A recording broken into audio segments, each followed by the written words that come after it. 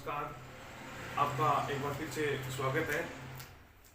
पिछली वीडियो में हमने संख्या ज्ञानम के बारे में 100 तक यानी शतम 100 तक हमने संख्याओं का ज्ञान प्राप्त किया था। अब आगे 100 से आगे लेकर के महासंख्य तक हम इनके बारे में अध्ययन करेंगे। जैसे 100 होता है, 100 को क्या कहते हैं? शतम होता है। 100 को कहते हैं शतम। अब जैसे 100 से एक अधिक हो गया, अब जैसे 101 हो गया, 101 हो गया तो उसको क्या बोलते हैं? एकाधिक शतम। एकाधिक शतम, इसको बोल दिया एकाधिक शतम। जैसे 2 ज्यादा हो गए, जैसे 10 ज्यादा हो गए, 10 अधिक शतम।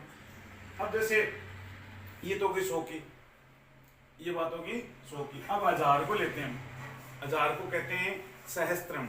1000 को क्या बोलते हैं? सहस्त्रम। आप अपनी नोटबुक है उसमें लिख लीजिए, 1000 को कहते हैं सहस्त्रम। जैसे 10,000 हो गए, उसको 10 सहस्त्रम हो गए। और इसको अयुतम भी बोलते हैं। कभी कभी परीक्षा में ये पूछ लेता है कि अयुतम का मतलब क्या होता है? 1000 होता है, 1 लाख होता है, 10,000 होता है या 10 लाख होता है, तो इसका मतलब क्या होता है? अयुतम का मतलब होता है 10,000। इसका मतलब होता है 10,000। 1 लाख को लक्षम बोलते हैं, 1 लाख को हमें लक्षम बोलते हैं। 1 लाख को लक्षम होता है। 10 लाख यानी 10 लक्षम, या जैसे 10,000 को अयुतम बोलते हैं तो 10 लाख को क्या बोलते हैं? प्रयुतम। 10 लाख को बोलते हैं प्रयुतम। ये जो ये और ये है ना, 10 लाख और ये 10,000 वाला, ये इंपॉर्टेंट है। ये पूछ सकते हैं कि अयुतम का मतलब क्या होता है? अयुतम का मतलब होता है 10,000 और प्रयुतम का मतलब होता है 10 लाख। तो ये आपको ध्यान रखने की जरूरत है कि ये क्या होता है। ये रीट जो आपकी परीक्षा होने वाली है उसके लिए बहुत ही महत्वपूर्ण है। 2 क्वेश्चन आ तो सकते हैं, 3 क्वेश्चन, लेकिन जो 2 क्वेश्चन है, एक तो जो 100 तक की जो गिनती काउंटिंग है उसमें आएगा आपके, लेकिन 1% इसमें से कंफर्म रूप से आपके आने वाला है इस परीक्षा में। अगर आपको ये प्रश्न सही करना है, रीट हो, तो आप 10वीं क्लास है उसमें तो 100 तक जो काउंटिंग है वो आएगी। उसके बाद में जो आपको ये करना है सही है, तो आपको 10 मिनट निकाल करके आपको ये वीडियो देखना है और आपकी पूरी क्लियर हो जाएगी। अब अगला है 10 लाख को 10 लक्षम हो गए, इसको प्रयुतम बोलते हैं। अब है 1 करोड़। 1 करोड़ को क्या बोलते हैं? कोटि। कोटि का मतलब होता है करोड़। 10 करोड़ यानी 10 हो गए, 10 का क्या हो गया? 10 और 10 कोटि, और इसको अर्नुदम भी बोलते हैं।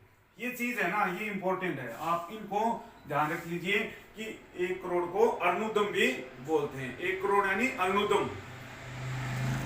10 करोड़ का मतलब क्या होता है? अर्नुदम। 1 अरब को अर्बुदम बोलते हैं।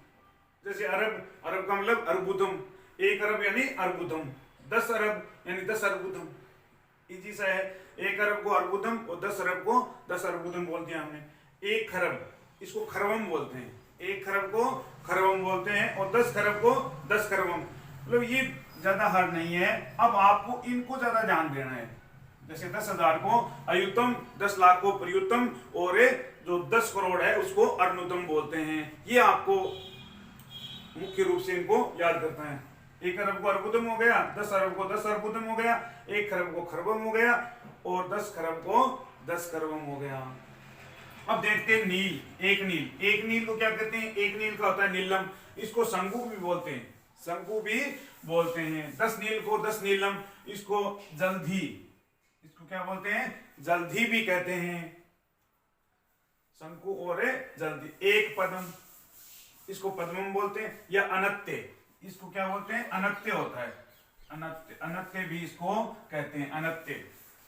10 पद्म को 10 पद्म या मध्य बोलते हैं। 10 पद्म को क्या बोलते हैं? 10 पद्मम या मध्य भी इसको कहते हैं। शंख, शंखम या परार्ध, शंखम या परार्ध कहते हैं। महाशंख, महाशंखम या महापरार्ध। देखो शंख हो गया, शंखम या मतलब परीक्षा में आएगा, थोड़ा घुमा फिरा करके आएगा। ये पूछ लिया प्रार्थ किसको कहते हैं, तो प्रार्थ हो गया शंख। और ये पूछ लिया महाप्रार्थ क्या होता है, महाप्रार्थ का मतलब हो गया महाशंख हो गया। तो आपको इनको एक बार लिख करके आपको इनको याद करना है। तो ये बहुत ही आसानी से आपके समझ में आ जाएगा। ये मतलब थोड़ा सा जोर लगाओगे आप तो आपको ये समझ में आसानी से आ जाएगा। अब जैसे हम करते हैं, देखिए 101 हो गया ना। 101 के बाद में जैसे हम लेते हैं संख्या को, ये 200 कहते हैं, 200 द्वैस्तम, 200 का क्या हो गया द्वैस्तम, 300 का त्रैस्तम, 400 का चतुस्तम, 500 का पंचतम, षष्ठतम, सप्तस्तम, अष्टतम, नवस्तम।